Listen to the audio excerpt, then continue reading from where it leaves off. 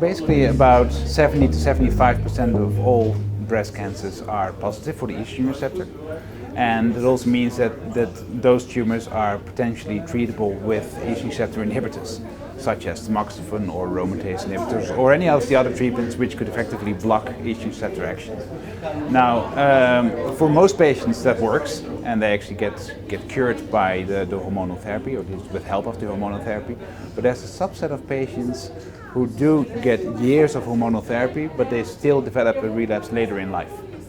Now, these patients who develop a relapse, they typically have relapse in the form of metastatic disease, and that's a completely different kind of setting you want to try to avoid at any time.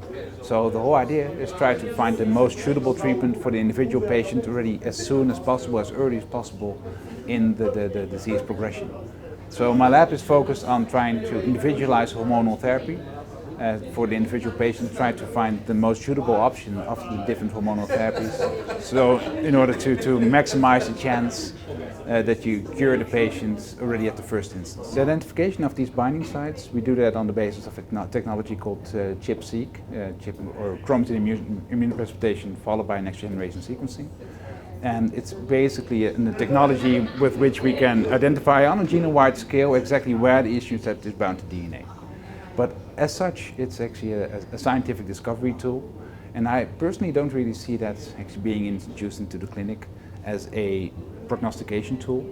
The reason for that is quite simple, that it's more of a technological, quite complicated technique. It takes a lot of skill actually to develop the technique, to have it all up and running, and also the bioinformatics, which comes later, is also quite elaborate.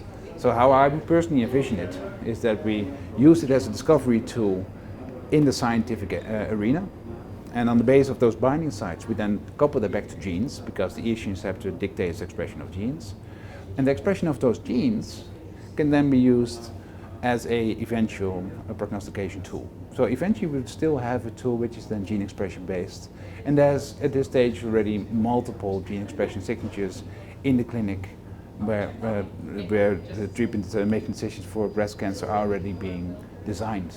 The major differences for the currently available technologies, they're really about the natural cause of the disease. So will the tumor come back, yes or no?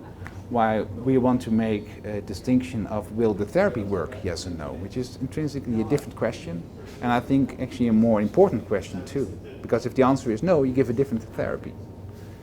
When it comes to complete prognostic signatures which are already there in the clinic, it doesn't help you in what to give the patient if the prediction is poor outcome, while ours is hopefully will give that predictive potential.